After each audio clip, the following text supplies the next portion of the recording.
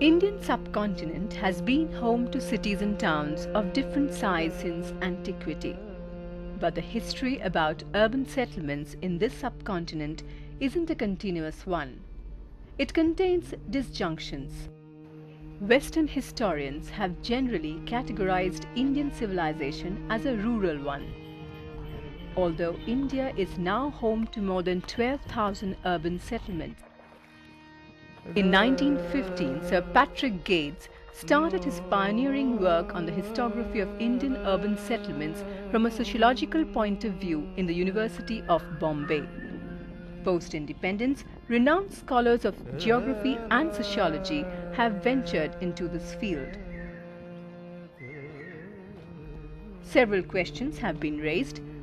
What is the relationship between an urban settlement and its hinterland? Where is the center of an urban settlement? How is it aligned? The answers to these questions can give us more insight into the rise and fall of Indian urban settlements.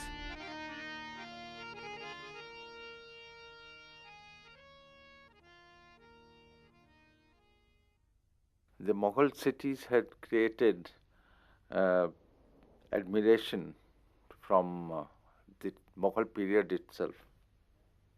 The problem remains is that although the urban areas in India are supposed to be the largest in the world with territory as well as in population, the historians had not looked very much on the study of the Indian cities. Actually, the first one was started by a sociologist, Patrick Geddes, in 1915 from Bombay University. And then the Madras Geographical Association took this up in the 1920s and 30s. By 1970, the geographers and the sociologists combined had produced about 40 books on the Indian cities. Compared to that, the work of the Indian historians is very limited. Particularly when we talk about the morphology, which is our subject today, morphology of the medieval Mughal city. This topic is practically untouched by the historians, excepting by a few, like Professor Nurul Hasan, who wrote one article on morphology of Delhi in the early 18th century. So therefore, what we do is we construct some kind of a framework for an understanding of the morphology of the Mughal city in India. Now, in looking at this morphology, one need to see that what is a morphology. First of all, to define it a little bit, morphology is generally termed to the internal pattern of the city itself, which of course is not only influenced by internal factors but also by outside factors that we'll see later.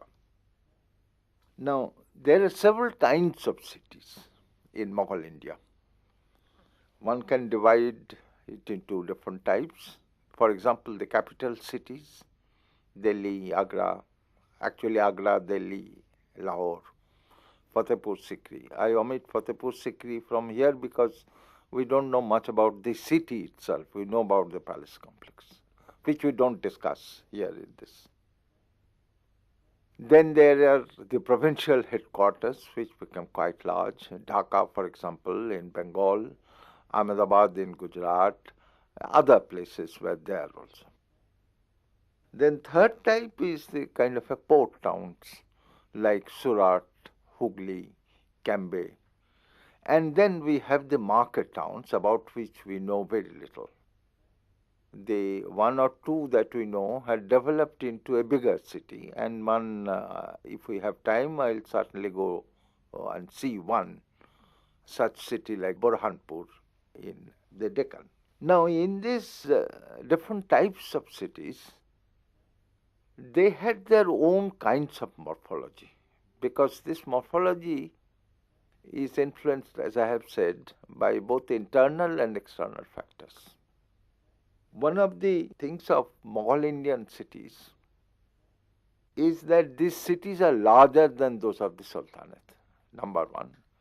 And number two, that these cities are to a great extent influenced by various kinds of trade, both internal and external, particularly overseas, in which textile had played, particularly cotton textile, had played a very, very significant role.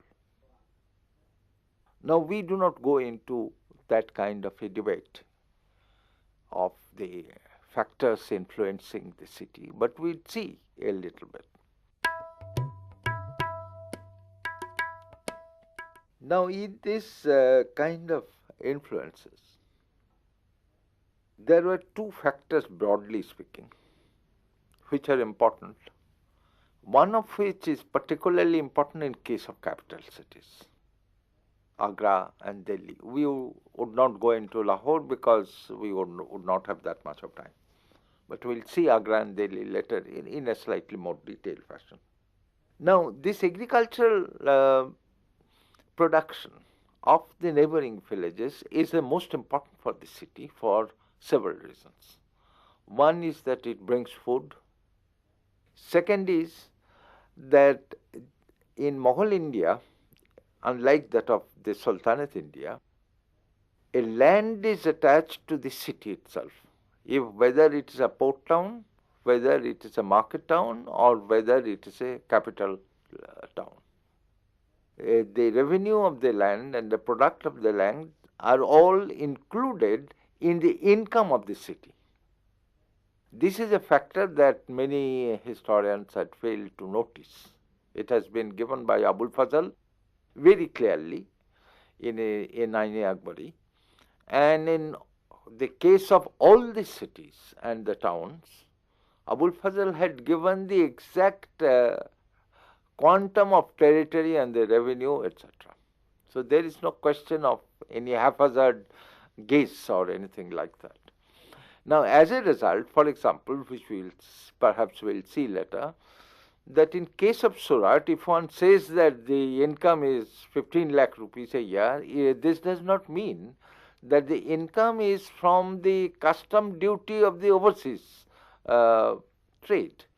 The income includes overseas trade customs, inland trade customs, and also the revenue of the attached land.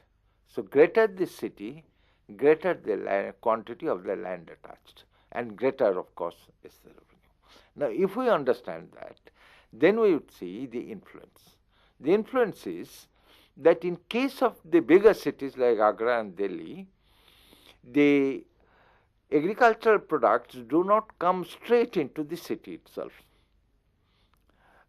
These products come normally opposite the river, exactly opposite the river, in the wholesale market, from where these are transported into the city by retail dealers. So therefore, there is the question of the growth of the suburbs. Apart from this, because of the overseas trade, these suburbs contain the residences of the artisans as well as the merchants, and in case of Delhi, sometimes even of the nobles, because they do not find places inside. So therefore, for the growth of the morphology, one would have to see the internal as well as the external factors. Now, for the morphology itself, which is what we call the streets, the things, etc., our principal source in this Mughal period are the accounts of European travelers. There are certain Persian sources, like Bhimsen, who wrote on Burhanpur, where he was born. Or there is the Murarka-e-Dehli in 1739 by another person. There are the 19th century, early 19th century writings also of Sangin Beg, for example, on Delhi itself. But the principal accounts of the European travelers form the principal sources on the understanding of the morphology of the Indian cities. Now the problem is that they do have their own biases and attitudes and contradictions as well. To give one example, 17th century, from mid 17th century, the European travelers began to look into the Mughal Indian cities from the point of view of the European cities. For example, they tried to see whether the streets are paved, whether the streets are parallel, whether the streets are straight, whether it's a gradient system, which is a cross system, or things like that. Whether the houses have windows and doors, what kind of windows they have, all these kinds of things the travelers have noticed, and they are not unanimous, unfortunately. Some of them contradict each other. But apart from that, we get an idea of the morphology of the Indian cities.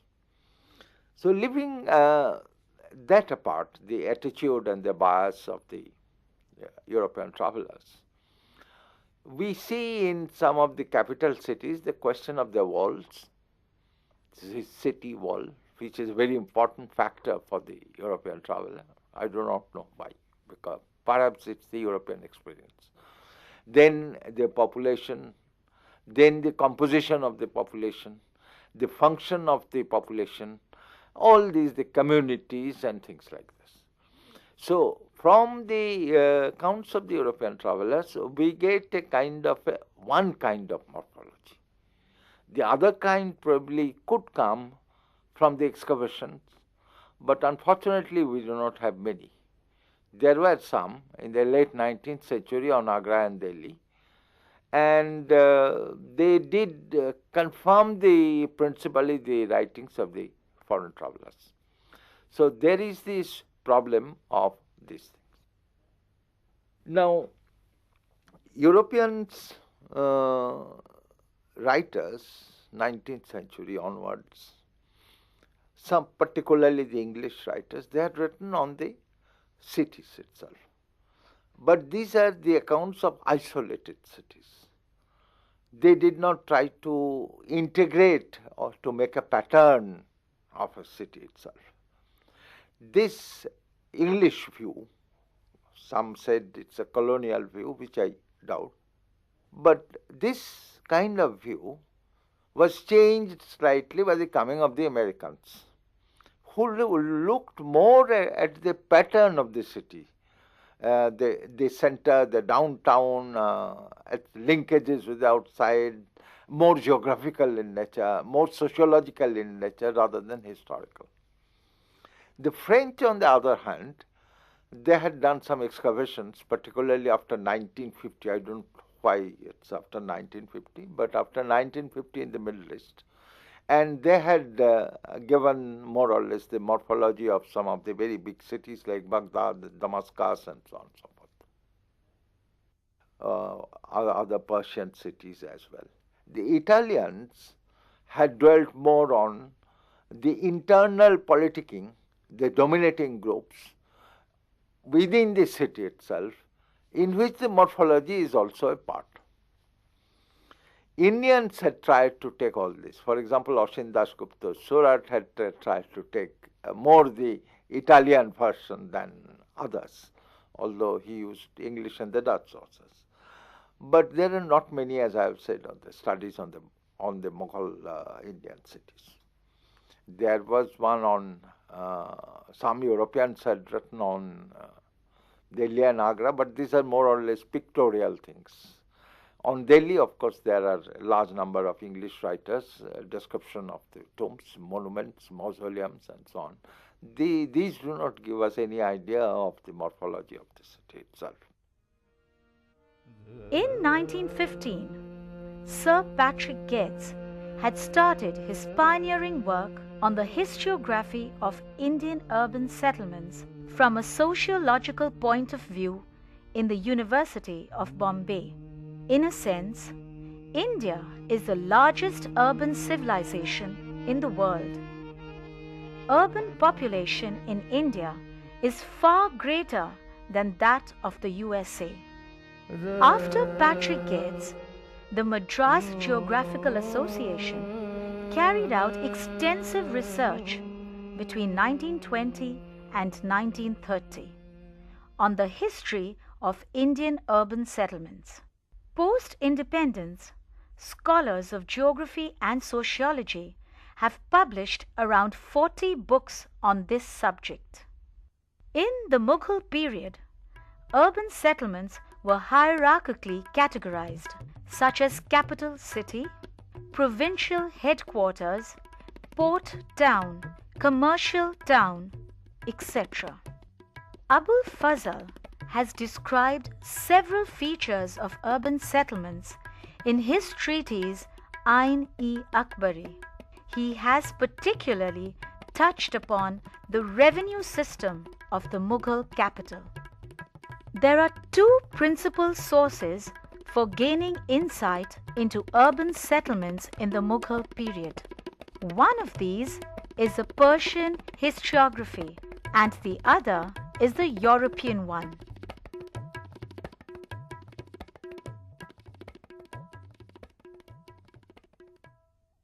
Now, morphology of a medieval Mughal city, I think, is influenced by two particular elements. There are exceptions to this, but generally by two particular elements. One is the fort, and fort is not merely a fort. Fort includes, almost like a city itself, it includes the palace, it includes the market, it includes the mosque, it includes the residential area not only of the clerks but also of the troops. It includes the daftar khana, the office, and so on and so forth. So this fort is a very important one. And in this fort, particularly in the capital city, there is one element which is very important in the morphology itself. And that element I call sacred space. It is the living room of the emperor and harem, where no other male can come. And it is this sacred space that is connected with the divine power of the emperor itself. Emperor is the shadow of God, and therefore this kind of divine power is ascribed to it. And from Humayun we can see a little bit on this. But from Akbar this comes out very clearly, and Abul Fazl made no secret about it. Badauni, unfortunately, is not very happy with that kind of thing, but Abul Fazl is very clear on what Akbar is trying to state. So this kind of sacred space in a capital fort, in a capital palace, is fairly important because it then becomes the center of the activities of the political life of the empire. I would not say center of the activity of the city itself, but of the political life of the empire, which in turn influences the events in the city.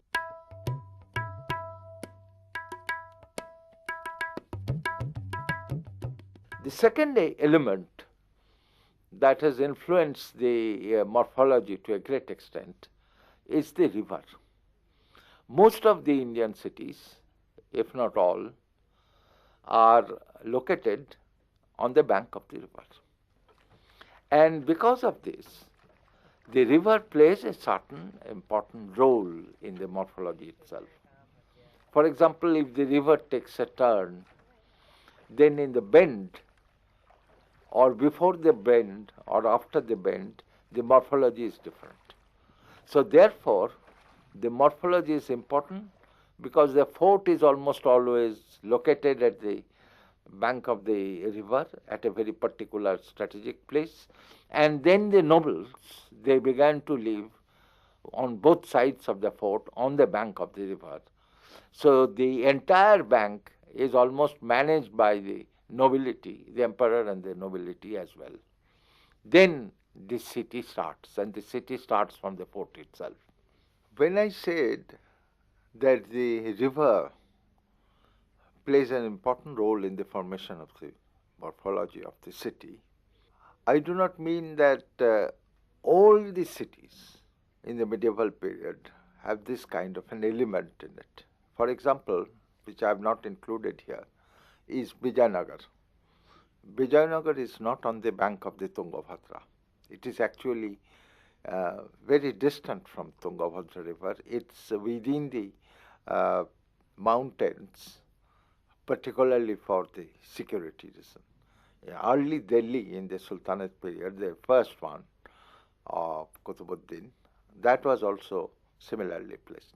So there are certain exceptions, but these should be taken as exceptions. The city actually starts from the fort, in the sense that in front of the fort, invariably, there is one Maidan which is called Chowk, generally of square or eight cornered, surrounded by shops, moving shops in the afternoon or in the evening, about which Bernier had spoken glowingly while describing Delhi. And from there it then goes either in two or three straight roads outside. But this movement of the street, that is movement which is straight, almost parallel to each other, parallel often with the river, this movement is only one movement of the city. This is important movement because on both sides of the street, the shops are lined in such a way that this becomes almost a market. That is, the entire chalk to the gate outside becomes one market. But this is not the only movement within the city. There is another movement, and that movement is from the main street inside the city, a kind of a winding small roads, also covered with shops, maybe on one side, called mahallas in Persian. Now these are the small winding lanes that go inside, which is a different kind of a movement, not a straight one, not parallel, not necessarily giving vent to an expression, giving expression to something big, but it is very congested. It is full of shops and markets and people and residential houses and so on and so forth. So there is one, what we call the static position of the city, the chalk, the street. And this static position is having conflict with the movement inside, movement of people, movement of the shops, shopkeepers, movement of horses going through, or the elephants. So therefore, the city, a medieval city, is not a stagnant one. Is not like the 19th century stagnant city of India. It is a moving city, always in movement, with political movement sometimes social movements, sometimes festivals, but the movement is always there. Now, in this morphology, in which we find one, the straight, broad avenue, and on the other, closer to it, cutting across at different angles, at different places, smaller winding lanes going through, both are equally important. Because here in a Mughal city, there is no class distinction in residential areas. Both rich and poor, they live perhaps in the same locality without much of conflict and without much of a riot or anything about which we do not know. The other feature is in this morphology that generally the Hindus and the Muslims lived separately. But in certain areas, and particularly during from the latter half of the 17th century, when the population pressure and the pressure on the cities began to grow, then the two communities used to live side by side, and there has been not a single reference or example of a communal riot before 1715. That one was a kind of a religious one, but that was perhaps the only one before 1757. Now these elements, there are certain other elements which you would see. These elements constitute what is known as the morphology of the Indian city.